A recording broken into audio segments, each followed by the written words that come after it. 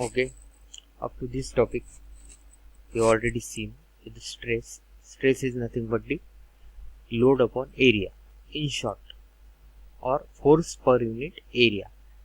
So here sigma is stress induced in the body, P is the load or force on the body, and area is the cross section. A is the cross section area. Okay. So it is the internal restoring force per unit area. Here I used to show the diagram, then you will get the proper idea about the stresses. See here, this is the bar which shows the consider the bar is subjected to load P or force P on the both end. Let Xs is the section of the bar. Okay. If the section or the total part A and B of the bar as shown in figure is in equilibrium, then the P is equal to resisting force R. P is equal to resisting force R. Okay. P is equal to resisting force R.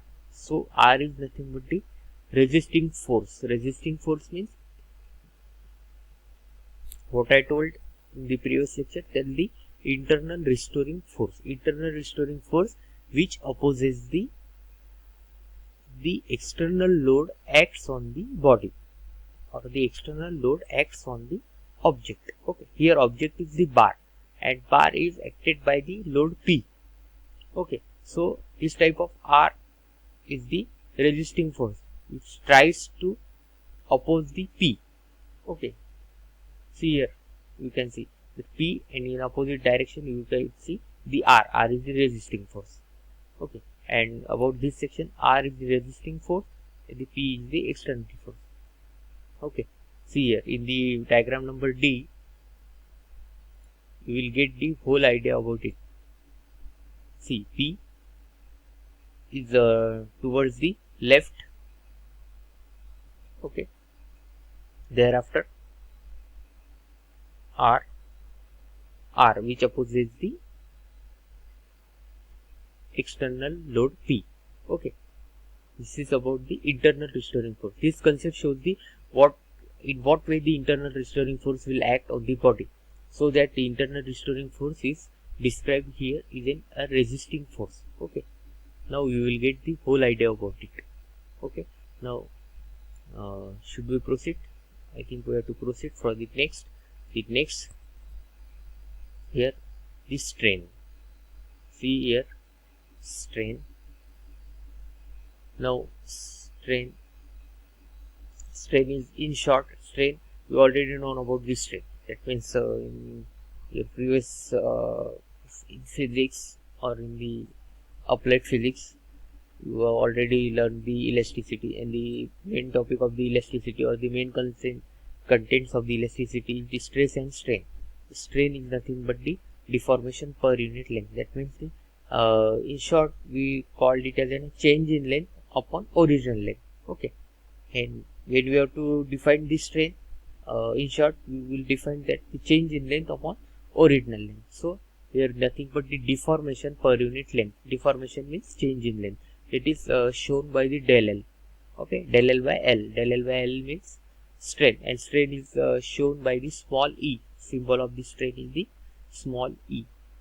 Okay, mathematically strain can be defined as the deformation per unit length. Here shown as the E is equal to del L upon L. E is equal to del L by L. Okay, next, where E is epsilon is the strain induced in the body. Next, del L is the change in length, hence the strain is the unitless quantity. Okay, somewhat the students will confuse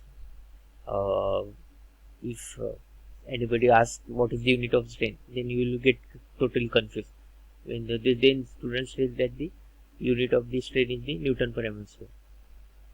So actually the unit of this stress is the Newton per meter square, 1 Newton per mm square. Okay, See here in the back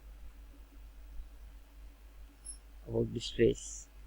When you are going the, see here, stress, load upon area for the stress. Now we are dealing with the stress. Okay, load upon area, unit of load or unit of force is Newton, A is the area. Okay, therefore the unit is Newton per meter square. When we followed, most preferably we followed the Newton per mm square. Okay, so next strain. Strain is nothing but the change in length upon original length having unitless quantity. Okay, now with the combination of the stress and strain, uh, what will you recall? Somewhat. See here, first of all, the classification of stresses. Tensile stress, first one is the tensile stress. The basic two types, main tensile stress, second one is the compressive stress. Tensile stress means when a section are subjected to two equal and opposite pulls and body tends to increase its length. See here, diagram shows the external force P. Okay, recent 2 to 3 minutes ago I already showed the diagram to you, which already consists of the bar which is subjected to P. Then you will get the sectional view. Sectional view shows that the R is the resisting force, internal resistance force. Same type of force here also. Okay, then this type of stress is known as tensile stress.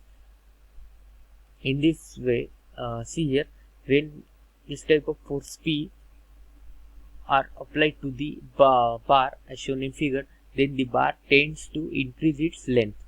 Okay, then this type of stress will induce is known as tensile stress, and corresponding strain in this bar is known as the tensile strain. Okay, next one. As a result of this is the main content. See here, as a result of this, cross section area of the body get reduced. Okay, similarly, next one is the compressive stress.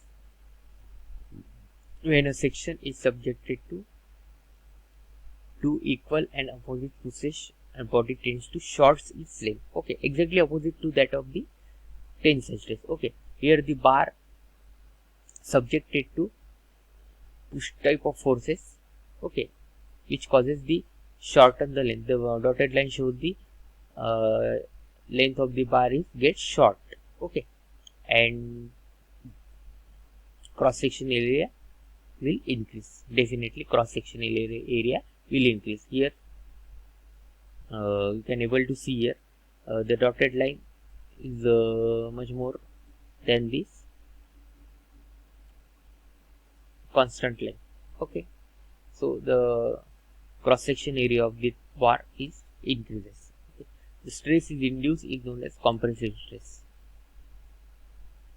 So as the name suggested of these stresses, first one is the tensile stress, in which the length of the sub object is increases and the cross section area will decrease. Here the length of the section will decrease and cross section area will increase. So exactly opposite effect will occur on the application of load P under the two types of cases. First case is the pulling type of case, second one is the push type of case. Okay, so this classification is based on the application of load on the a certain bar. Okay, when the bar is subjected to push type of force, then you will get the compressive stress, and when the bar is applied the pulling type of force, then you will get the tensile stress. Okay, is it clear? Thank you.